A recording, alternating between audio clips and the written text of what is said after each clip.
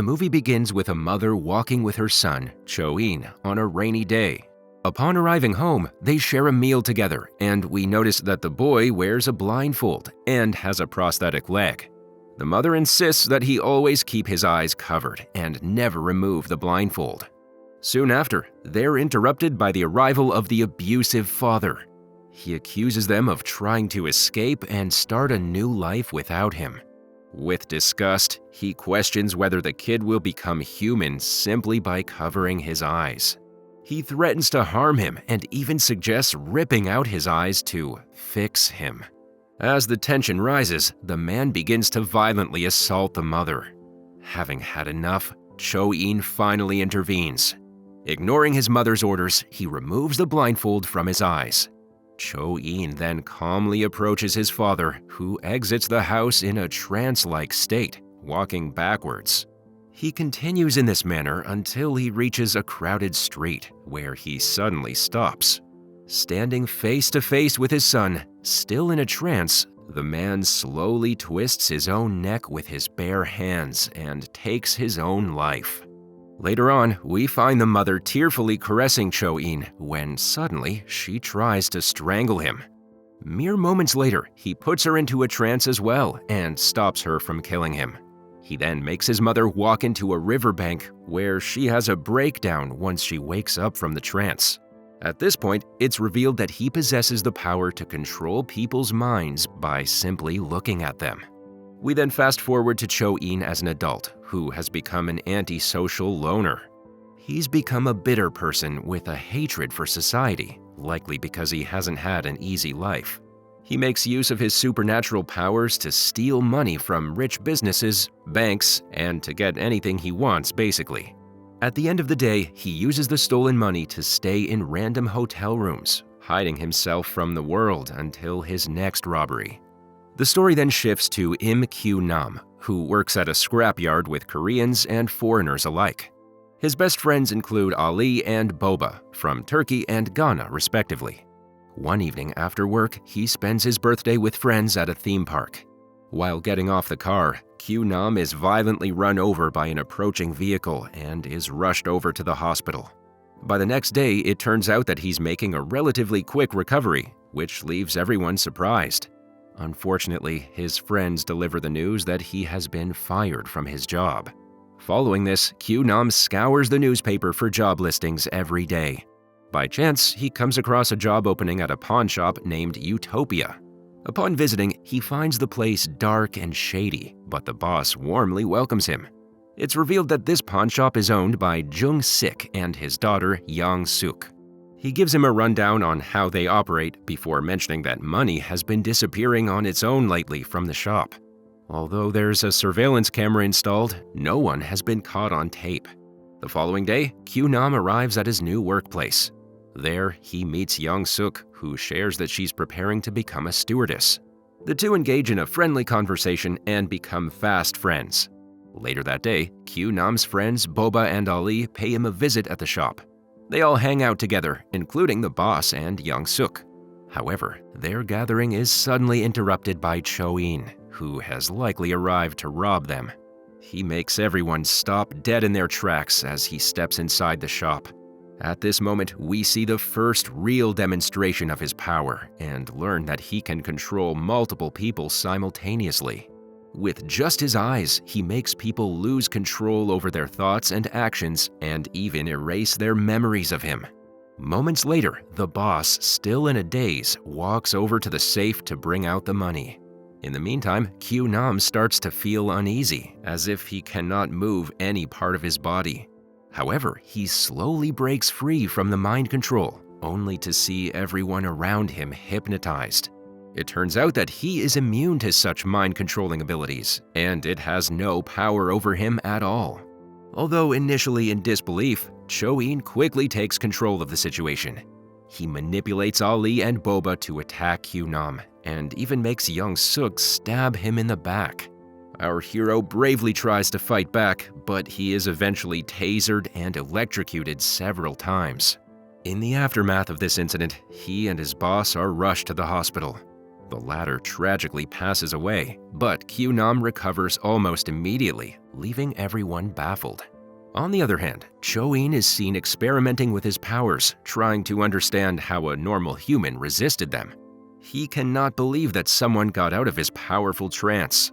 Afterward, Kyu-Nam, along with Ali and Boba, try to retrieve the surveillance footage for evidence. But Cho-In arrives at the shop as well for the same footage. He has brought along a large group of people under his control to capture them. Sensing the danger, Ali and Boba immediately run away from there, while Kyu-Nam hides with the surveillance tape. But Cho-In refuses to give up and continues to attack him using the hypnotized people. Soon after, their confrontation takes them to the streets, where Cho-In finds himself alone with no one in sight to manipulate. He desperately looks for people, but to no avail. Witnessing this, Kyu-Nam realizes that Cho-In needs to see people in order to control them. Taking advantage of the opportunity, he pursues him in a van until they reach a dead end. Kyu-Nam then gets out of the van to directly confront him, but soon finds himself surrounded by a group of hypnotized men. The men steadily approach him, armed with broken bottles. But before they can launch their attack, Kyu-Nam uses his taser to shock Cho-In, breaking his control over the others. Following this, he catches up to Cho-In and covers his head to prevent him from using his mind control power. He then takes him to the police station, hoping they'll believe him. However, his plan backfires as the police don't buy his story. They instead think that he's on some kind of drug. Kyu-Nam desperately tries to warn them against lifting the cover off Cho-In's head. But the cops ignore him and take it off, allowing Cho-In to regain his powers. He wastes no time and immediately hypnotizes all the cops. He even makes one of the policemen shoot Kyu-Nam, but the latter manages to dodge it. Following this, Kyu-Nam pursues Cho-In to a crowded railway station. At one point, he corners him and launches his attack on him, unaware of the risk posed to innocent people around them. In a desperate move, Cho-In makes a mother throw her baby onto the tracks just as a train approaches. Seeing this, Kyu-Nam instinctively jumps to save the baby, but collides with the side of the speeding train in the process.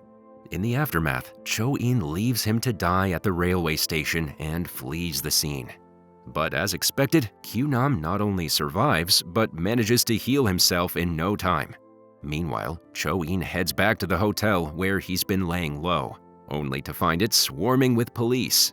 Fearing that he might get caught, he decides to do something inhumane. He hypnotizes the cops present there and makes them shoot each other.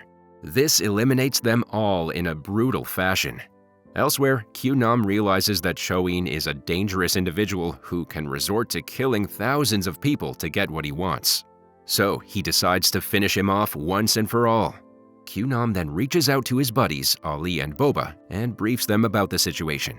They immediately agree to help him as they know the city is in danger. Following some planning, Ali modifies an old van and devises a makeshift flare gun to blind Cho-In. In the meantime, Cho-In attracts the attention of the authorities, leading to an investigation. But when they reach his mother's house, he swiftly eliminates them. Cho-In then confronts his mother and even considers killing her. However, he refrains from doing so and instead leaves her with a large sum of money that he had stolen from the bank earlier. Meanwhile, the three drive around in their modified van, determined to find Cho-In and bring an end to the chaos. As they drive, Kyu-Nam unexpectedly falls asleep and wakes up to find Boba attacking Ali under Cho-In's control. They stop by a nearby apartment complex, suspecting that he might be using his powers from a location where he can see them. True to their suspicions, our hero catches a glimpse of Cho-In and starts to chase him, leaving Ali and Boba waiting in the van. Inside the apartment, Kyu-Nam discovers all the residents in a trance-like state. Cho-In uses his powers to communicate with them through the voices of these people. He goes on to blame Kyu-Nam for the deaths that have occurred, asserting that none of this would have happened if he had just left him alone. Kyu-Nam can do nothing to save the people, and he just helplessly watches them die. Meanwhile, Cho-In leaves the chaos behind and steps outside, where he's suddenly attacked by Ali and Boba with a flare gun. However, he remains unaffected and manages to capture them instead. Afterward, Kyu-Nam frantically searches for his friends, but they are nowhere to be found.